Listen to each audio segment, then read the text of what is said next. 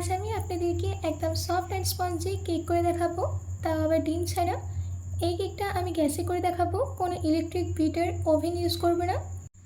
আর এই কেকটা বানানো খুবই ইজি। তো চলুন বেশি দেরি না করে শুরু করছি আমার আজকের এই সহজ রেসিপি। হ্যালো ফ্রেন্ডস, আইপিনো কুকুর বিনোতে আপনাদের সবাইকে স্বাগত। এই রেসিপিটা বানানোর জন্য সবার প্রথমে আমি একটা বোলের মধ্যে দিয়ে দিচ্ছি হাফ কাপ টক দই, 1/4 কাপ রিফাইন্ড অয়েল, 1 কাপ গুঁড়ো করে রাখা চিনি, 1 ছোটো চামচ ভ্যানিলা এসেন্স। এবার এই সব ইনগ্রিডিয়েন্টসগুলোকে হুইস্কারের সাহায্যে ভালো করে মিক্স করে নিতে হবে।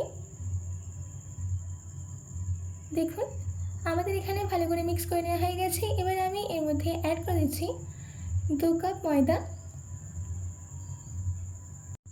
দিচ্ছি 2 ছোটো চামচ বেকিং পাউডার,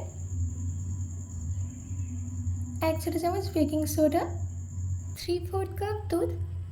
দুধটা ধীরে ধীরে অ্যাড করবেন। দুধটা দেওয়ার পর ভালো করে মিক্স করে নিতে হবে। দেখুন আমাদের এখানে ব্যাটারটা রেডি করে নেওয়া হয়ে গেছে, একদম পারফেক্ট কনসিস্টেন্সি হয়েছে। এবার আমি এই ব্যাটারটাকে একটা সাইডে রেখে দিচ্ছি। তারপর একটা কড়াইয়ের উপরে একটা স্ট্যান্ড রেখে দিয়ে কড়াইটাকে ঢাকা দিয়ে 5 মিনিট লো ফ্লেমে প্রিহিট হতে দেব। এবার আমি এইদিকে একটা মোল্ড নিয়ে তার মধ্যে তেল গ্রিস করে নিচ্ছি। তেল গ্রিস করে নেওয়া হয়ে গেলে এর উপরে একটা বাটার পেপার রেখে দিতে হবে। তারপর বাটার পেপারের ওপরেও তেল গ্রিস করে দিতে হবে। বাটার পেপারের উপরে তেল গ্রিস করে নেওয়া হয়ে গেলে ব্যাটারটাকে এর মধ্যে ঢেলে দিতে হবে। সম্পূর্ণ ব্যাটারটা দিয়ে দেওয়া হয়ে গেলে কেক মোল্ডটাকে ট্যাপ করে নিচ্ছি। এইদিকে আমাদের 5 মিনিট হয়ে গেছে। এবার আমি ঢাকাটাকে খুলে কেক মোল্ডটাকে এই স্ট্যান্ডের উপর রেখে দিচ্ছি। তারপর ঢাকাটাকে দিয়ে দিতে হবে। এই ঢাকাটার যে ছিদ্রটা আছে, ছিদ্রটাকে আমি একটা লবঙ্গের সাহায্যে বন্ধ করে দিচ্ছি, যাতে এর মধ্যে থেকে বাষ্পটা বেরিয়ে না যায়। এবার 40 থেকে 45 মিনিটের জন্য লো ফ্লেমে কুক করে নিতে হবে। 45 মিনিট বাদ আমি ঢাকাটাকে খুলে নিয়ে একটা টুথপিকের সাহায্যে চেক করে নিচ্ছি যে কেকটা ভালো করে হয়েছে কিনা। দেখুন আমাদের টুথপিকটা একদম ক্লিন বেরিয়েছে, তার মানে আমাদের কেক ভালো করে বেক হয়ে গেছে।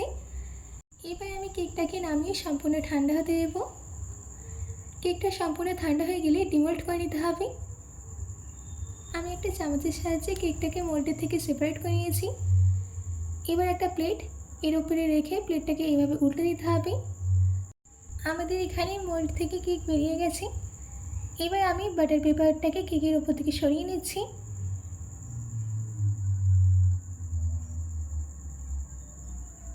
আপনারা দেখতেই পাচ্ছেন যে আমাদের কেকের মধ্যে কত সুন্দর কালার এসেছে।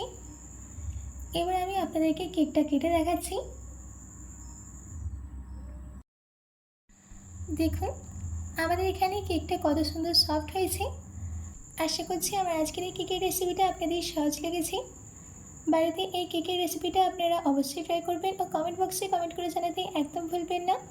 তো আজকের মতো এইটুকু, আবার দেখা হবে অন্য কোনো রেসিপি নিয়ে। ভালো থাকবেন, সুস্থ থাকবেন।